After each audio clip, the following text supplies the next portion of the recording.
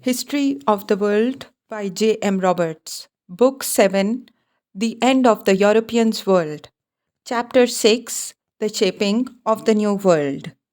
A few months later, the Truman Doctrine was completed by another and more pondered step, an offer of American economy to aid European nations who would come together to plan jointly their economic recovery. This was the Marshall Plan, named after the American Secretary of State who announced it. Its aim was a non military, unaggressive form of checking communism. It surprised everyone.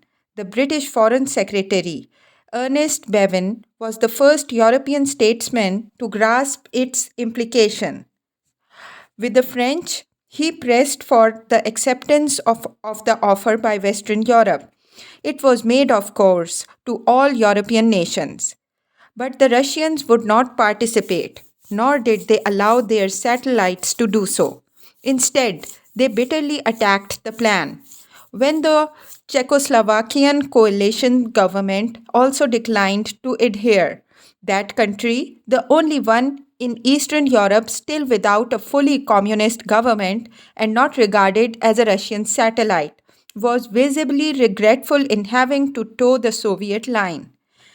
Any residual belief in Czechoslovakia's independence was removed by a communist coup, which replaced the government in February 1948. Another sign of Russian intransigence was an old pre war propaganda device, the Comintern, revived as the Cominform in September 1947. It at once began the denunciation of what it termed a frankly predatory and expansionist course to establish the world supremacy of American imperialism. Finally, when Western Europe set up an organization for European economic cooperation to handle the Marshall Plan, the Russians replied by organizing their own half of Europe in Comecon, a council for mutual economic assistance, which was window dressing for the Soviet integration of the command economies of the East. The Cold War, as it came to be called, had begun. The first phase of Europe's post war history was over. The next, a phase in global history too, was to continue well into the 1960s. In it, two groups of states, one led by the United States and one by Soviet Russia, strove throughout a succession of crises to achieve their own security by all means short of the war between the principal contenders. Much of what was said was put into ideological terms. In some countries of what came to be a Western bloc, the Cold War therefore also appeared as a civil war or near war, and as moral debate about values such as freedom, social justice, and individualism. Some of it was fought in marginal theaters by propaganda and subversion or by guerrilla movements, sponsored by the two great states. Fortunately, they always stopped short of the point at which they would have to fight with nuclear weapons, whose increasing power made the notion of a successful outcome more and more unrealistic. The Cold War was also an economic competition by example and by offers of aid to satellites and uncommitted nations. Inevitably, in the process, much opportunism got mixed up with the doctrinaire rigidity. Probably it was unavoidable, but it was a blight which left little of the world untouched and a seeping source of crime, corruption, and suffering for more than 30 years. In retrospect, for all the simple brutalities of the language it generated, the Cold War now looks somewhat like the complex struggles of religion in 16th and 17th century Europe, when ideology could provoke violence, passion, and even at times mobilize conviction, but could never wholly accommodate the complexities and cross currents of the day.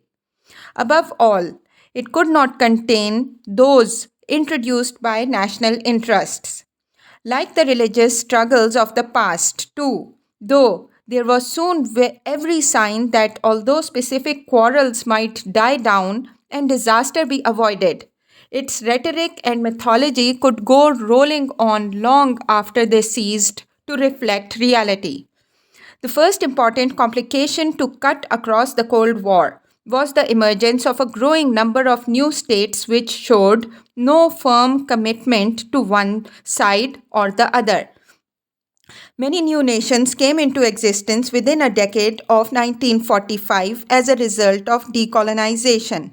In some parts of the world, this caused as much upheaval as the Cold War itself.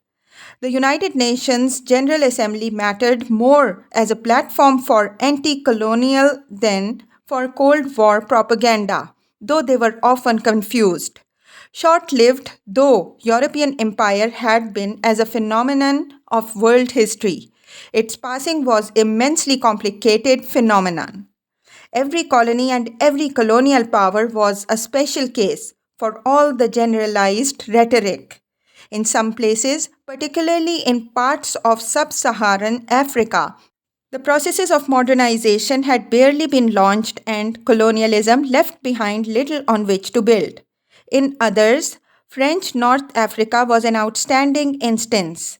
Long established, white settler populations could not be ignored by colonial government, and indeed, Algeria was not technically a colony at all, being governed as a department of metropolitan France. In India, contrastingly, the British demographic presence was of little significance in managing the processes of granting independence. The timing of those processes, too, varied greatly within the rough distinction that European rule had, in any significant measure, disappeared in Asia by 1954, while Africa emerged from colonialism only in the next decade, the Portuguese hanging on to their colonies even into the 1970s. But Angola and Mozambique were exceptional in southern Africa in other ways too, like Algeria and Indochina, for example. They were areas of bitter warfare between the colonial state and the indigenous peasantry, whereas in other African colonies, there was a relatively peaceful transfer of power to the successor elites, which were of varying numerical strength and adequacy for the task of government. In some countries, India and Indochina were outstanding, though very different examples. Real nationalist sentiment and organization existed before the departure of the imperial rulers, and the British, unlike the French, had made important concessions to it. While in much of Africa, nationalism was the creature and consequence of independence rather than a cause. For all the differences of circumstances, though, there was a sense in which the Asian colonial subjects of imperialism had been assured eventual success well before 1945. This was not merely a matter of concession before 1939, but was overwhelmingly a result of defeat in war. Japan had flattered the card castle of European imperialism in 1940 and 1941. It was not only a matter of the displacement of imperial power in specific colonies. The surrender of more than 60,000 British, Indian, and Dominion soldiers at Singapore in 1942 was a signal that European empire in Asia was over. It was far worse than Yorktown, and like that surrender, was irretrievable. Against that background, it hardly mattered that the Japanese sometimes squandered advantages by behaving badly in their new conquests. Even their worst brutalities did not alienate all of their new subjects, and they found numerous collaborators among them, nationalist politicians. The Allies parachute drops of arms to those they thought might resist the Japanese, only made it likely that they would be used to resist to their own return. Furthermore, by comparison with the upheavals in Europe, which were brought about by bombing, conscription for labor, starvation, fighting, and disease. In many Asian villages and in much of the countryside, life went on under Japanese rule almost undisturbed. By 1945, the potential for change in Asia was immense. Imperialism was doomed too, because the two dominant world powers were against it, at least in the form of other people's empires. For very different reasons, the USA and USSR were committed to undermining colonialism. Long before 1939, Moscow had offered refuge and support to its opponents. The Americans had understood in a very specific sense the Atlantic Charter's declaration of the rights of nations to choose their own governments, and it was only a few months after its signature that an American Undersecretary of State announced that the age of imperialism is over. Soviet and United States representatives found no difficulty in together subscribing to the UN Charter's affirmation of the ultimate goal of independence for colonial territories. Yet, great power relationships do not remain unchanged. Although they were clearly enough demarcated between the Soviet Union and the United States in 1948 to remain almost unchanged for 40 years, the diplomatic shape of the Far East nonetheless was to be in doubt for much longer, partly because of the emergence of new great powers and partly because of the uncertainties introduced by the disappearance of imperial rule. Some had always thought India would become a dominant Asian power once she was self governing.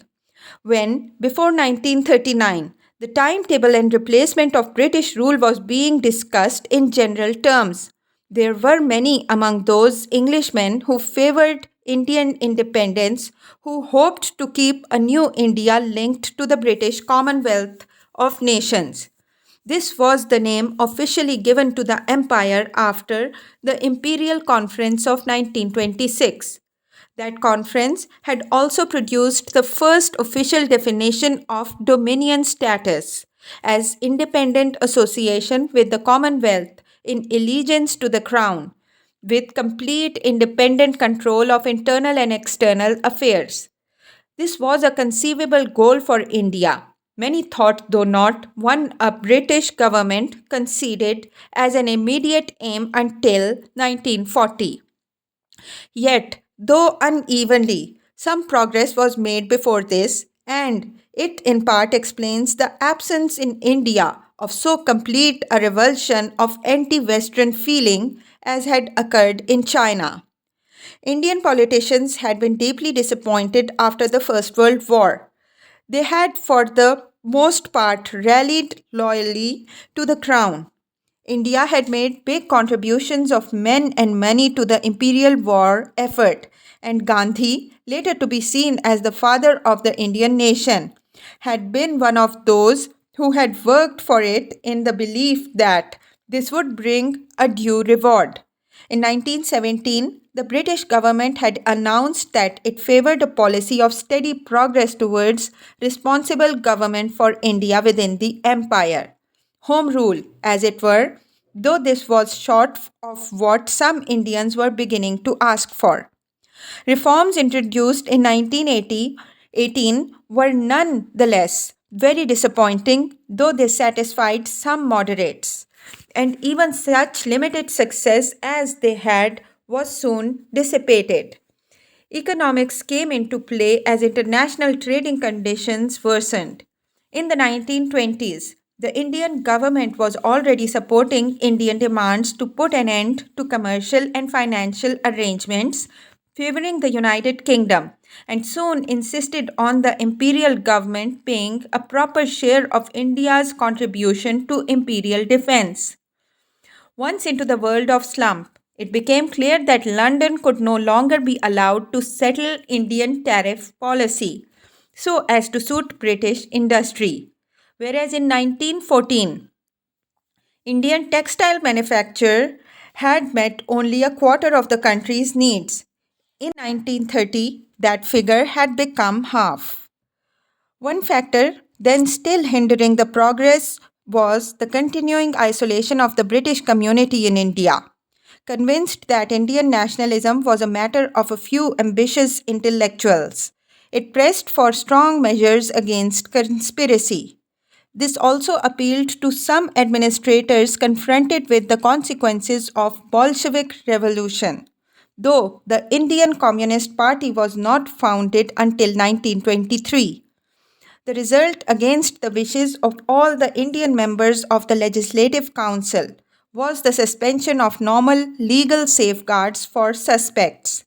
This provoked Gandhi's first campaign of strikes and pacifist civil disobedience. In spite of his efforts to avoid violence, there were riots.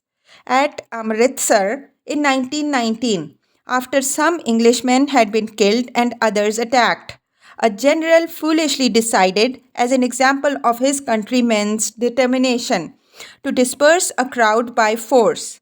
When the firing stopped, nearly 400 Indians had been killed and over 1,000 wounded. An irreparable blow to British prestige was made worse when British residents in India and some members of parliament loudly applauded what had been done.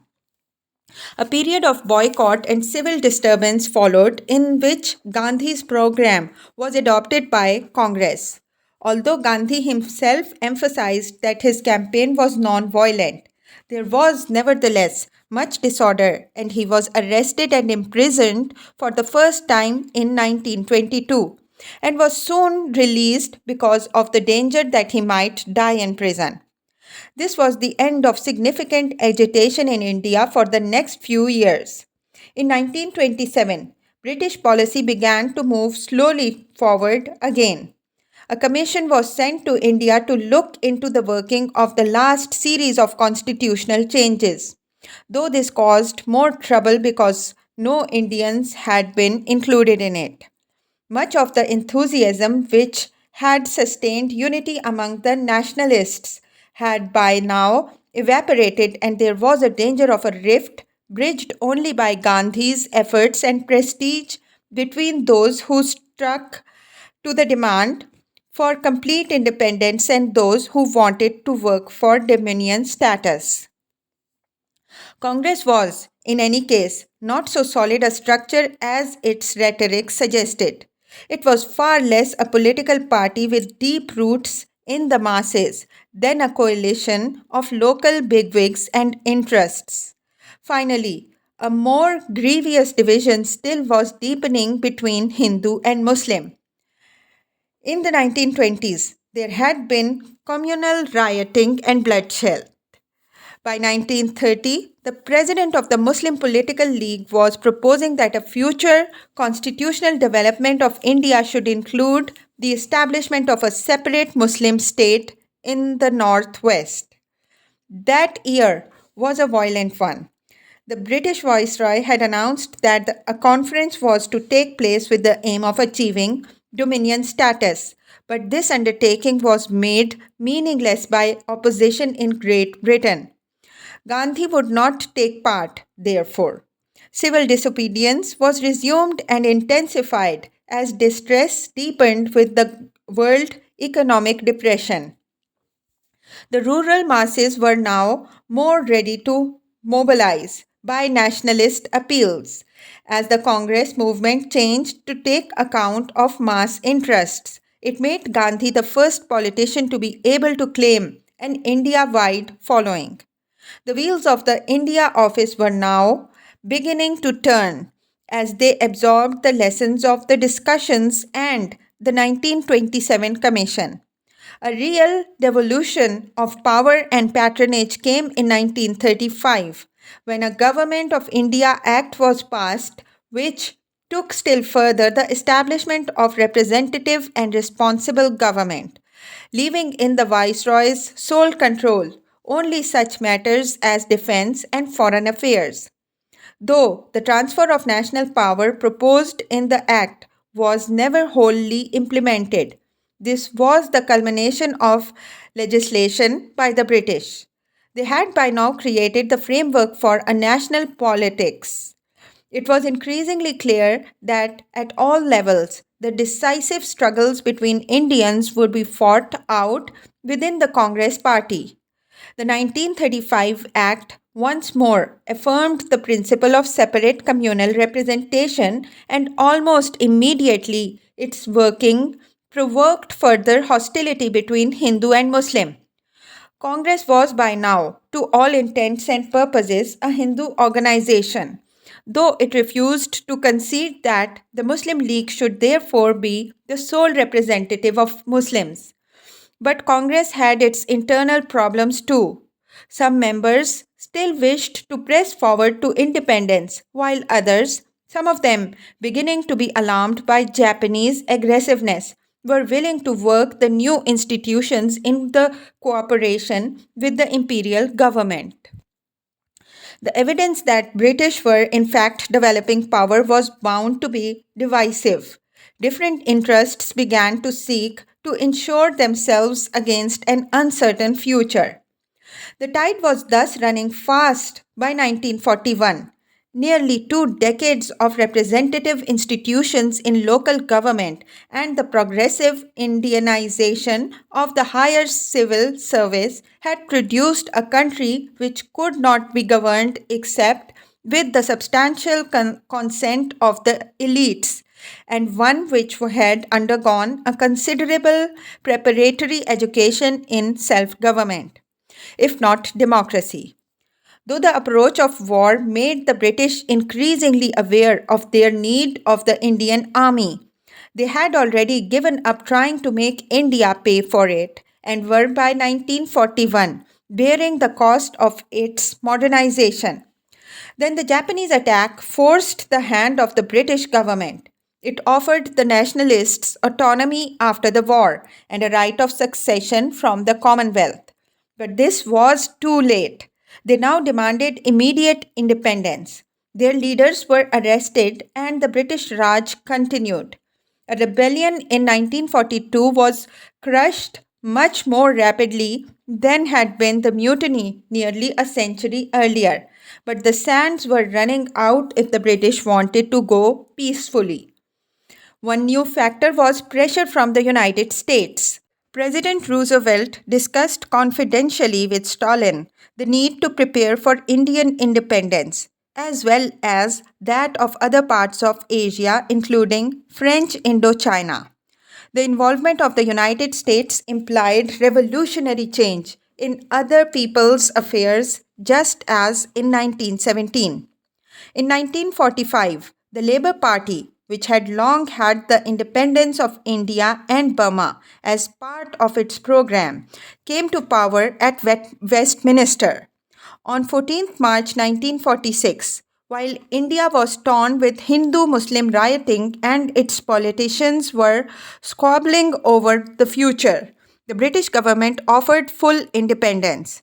Nearly a year later, it put a pistol to the head of the Indians by announcing that it would hand over power not later than June 1948.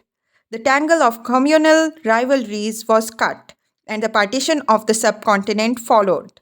The greatest degree of governmental unity it had ever enjoyed coming to an end. On 15th August 1947, two new dominions appeared within it, Pakistan and India. The first was Muslim and was itself divided into two slabs of land at the extremities of northern India. The second was officially secular but was overwhelmingly Hindu in composition and inspiration. Perhaps partition was inevitable. India had never been ruled as one entity, even by the British, and Hindu and Muslim had been increasingly divided since the mutiny. Nevertheless, its cost was tragic. The psychic wound to many nationalists was symbolized when Gandhi was murdered by a Hindu fanatic for his part in it. Huge massacres occurred in areas where there were minorities. Something like 2 million people fled to where their co religionists were in control. Almost the only clear political gain on the morrow of independence was the solution, a bloody one, of the communal problem for the immediate future. Apart from this, the assets of the new states were the goodwill, arising from the very mixed motives shown to them by great powers, the inheritance of a civil service already largely native before independence, and an important infrastructure of institutions and services. These inheritances were not, however, equally shared, with India tending to enjoy more of them than Pakistan. Such advantages could not do much to deal with the subcontinent's economic and social backwardness. The worst problem was demographic. A steady rise in population had begun under British rule. Sometimes it was briefly mitigated by Malthusian disasters like the great influenza epidemic at the end of the First World War, which struck down 5 million Indians, or a famine in Bengal during the Second World War, which carried off millions more. But in 1951, there was a famine again in India, and in 1953 in Pakistan. The specter of it lingered into the 1970s. The subcontinent's industrialization, although it had made important strides in the 20th century, notably in the Second World War, did not offset this danger. It could not provide new jobs and earnings fast enough for a growing population. Though the new India had most of what industry there was, her problems were graver in this respect than those of Pakistan. Outside her huge cities, most Indians were landless peasants living in villages where, for all the egalitarian aspirations of some of the leaders of the new republic, inequality remained as great as ever. The landlords who provided the funds for the ruling Congress party and dominated its councils stood in the way of any land reform which could have dealt with this.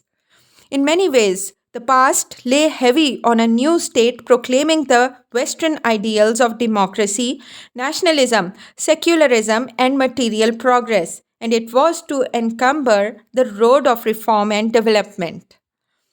China had for a long time been engaged in fighting off a different imperialism. Success against the Japanese and completion of its long revolution was made possible by the Second World War. The political phase of this transformation began in 1941 when the Sino Japanese War merged in a world conflict. This gave China great powerful allies and a new international standing. Significantly, the last vestiges of the unequal treaties with Great Britain, France, and the United States were then swept away. This was more important than the military help the Allies could give.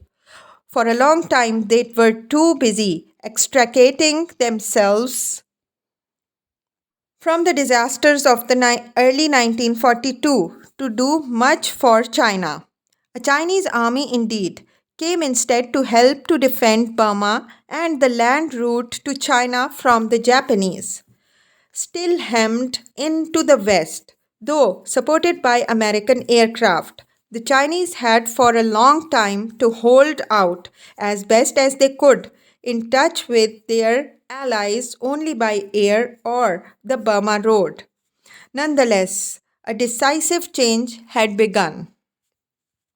China had at first responded to Japanese attacks with a sense of national unity long desired, but never hitherto forthcoming except perhaps in the May 4th movement. In spite of friction between the communists and the nationalists, sometimes breaking out into the open conflict, this unity survived, broadly speaking, until 1941. Then, the new fact that the United States was now Japan's major enemy and would eventually destroy her subtly began to transform the attitude of the nationalist government. It came to feel that as ultimate victory was certain, there was no point in using up men and resources in fighting the Japanese when they might be husbanded by the struggle against the communists after the peace. Some of its members went further. Soon, the KMT was fighting the communists again. Two Chinas were emerging. Nationalist China increasingly displayed the lethargy, self seeking, and corruption which had, from the early 1930s, tainted the KMT because of the nature of the support on which it drew.